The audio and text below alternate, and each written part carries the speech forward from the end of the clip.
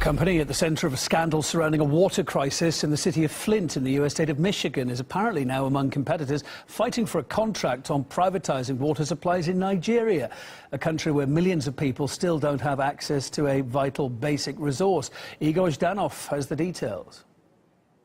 Nigeria is a country going up against all sorts of hardship. Poverty, corruption, the resurgence of terrorist groups.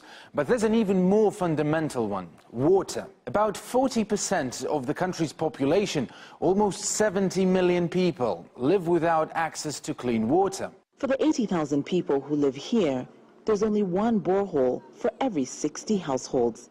Used to walk miles to fetch water by the river. Now we fetch from this borehole nearby and have time to cook and wash. We only use the water for cooking and laundry. Of course, it's not, we don't drink it, so we had to look for alternatives like packaged water. That's what we drink.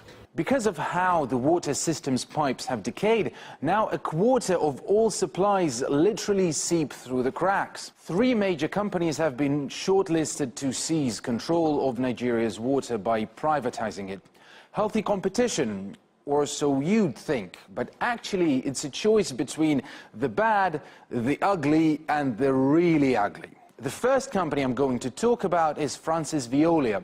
It could be known for many things, but it's notorious for just one. It oversaw the quality of water in the US city of Flint, Michigan, which turned into a major disaster.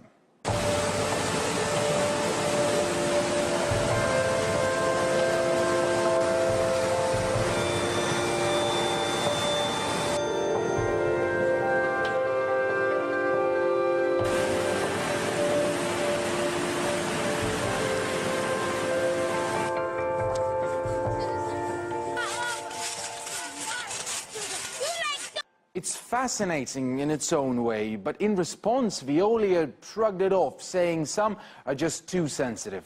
Competing with it is a company called bahawa, which took a shot at facilitating water privatization in Bolivia. And let me just show you how that turned out.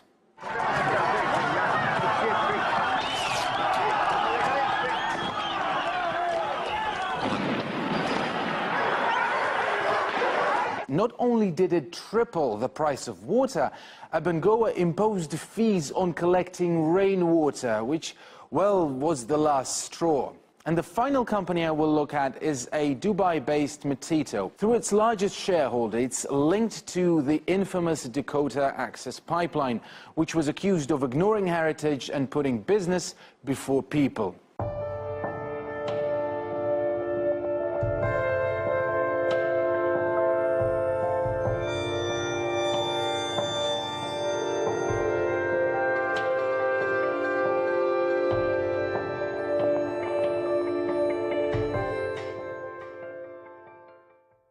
Well, frankly, Nigerians don't stand to lose much when it comes to water supply. It's so scarce, activists have called for a state of emergency. But with business sharks calling the shots, the country's crisis could up down the drain entirely. There are so-called investors ready to come in, and then there's money to be made from the 21 million people. So for the Lagos state government, it is just purely business, commodification of water, financialization of the sector.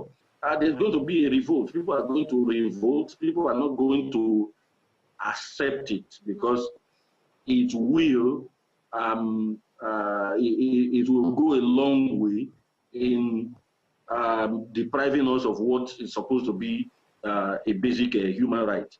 There's going to be a lot of conflict in this respect. Our water must be kept in the public, but the state government must develop the political will to deliver. Many more stories lined up for you this Saturday lunchtime here in Moscow, including the Turkish lira plummeting to record low after President Trump's doubled import tariffs on steel from that NATO ally. Tell you all about that and more then coming up.